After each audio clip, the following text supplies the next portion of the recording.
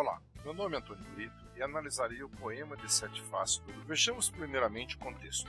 Esse poema foi publicado em uma edição especial do Natal de 1928 no jornal Diário de Minas, sob o pseudônimo de Carlos Alberto, evidentemente para não confundir com o redator-chefe, que à época era Carlos Drummond. Em 1930, o poema foi escolhido para a abertura do primeiro livro, Alguma Poesia. Este poema é considerado como um dos melhores do Drummond e faz parte da escolha pessoal do poeta. Descobri uma possível ligação do poema de Sete Faces com as Sete Fases da Vida, escrita por Shakespeare, na comédia As You Like It, como gostais.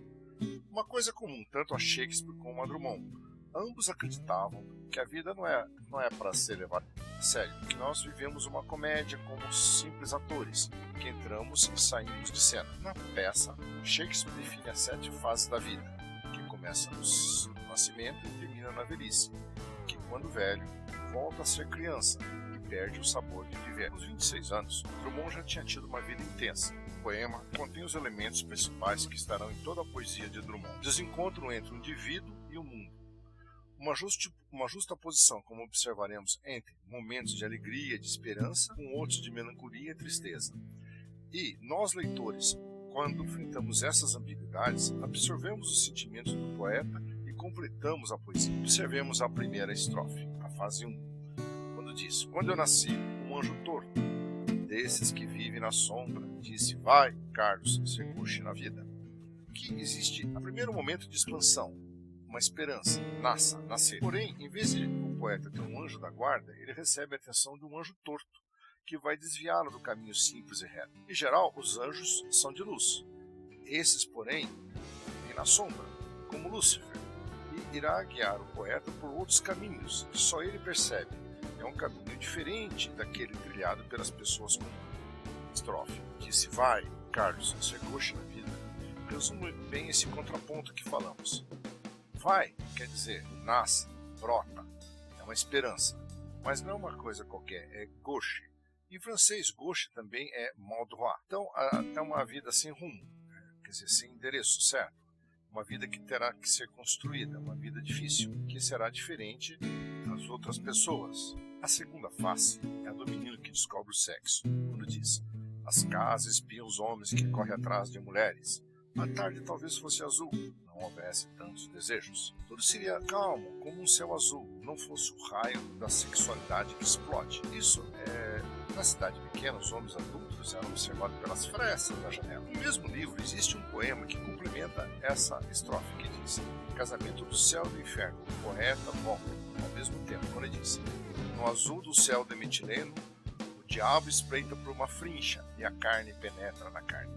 Aqui azul de metileno denota o farmacêutico Carlos Drummond, que tinha acabado de se formar e nunca exerceu a profissão. A fase 3 representa mais ou menos o poeta Belo Horizonte, quando ele se muda aos 18 anos com a família e vai para uma cidade grande, onde diz: o bonde passa cheio de pernas, pernas brancas, pretas, amarelas. Para que tanta perna, meu Deus? Pergunta meu coração. Porém, meus olhos não perguntam nada. Nessa época, Drummond conhece a vida moderna, conhece os círculos de intelectuais, e dentre eles, Mário de Andrade, que visita Belo Horizonte em 1924. As mulheres elegantes usam meias coloridas, e elas estão à vista. Porém, é uma época onde só resta fazer poemas, como diz Shakespeare na fase 3. A fase 4, como mostra essa fotografia, é o poeta que deixou de ser jovem e agora é um homem casado, de responsabilidade, que diz: homem atrás do bigode é sério, simples e forte, quase não conversa, tem poucos raros amigos. O homem atrás dos óculos e do bigode. Pedro Nava era um desses raros amigos.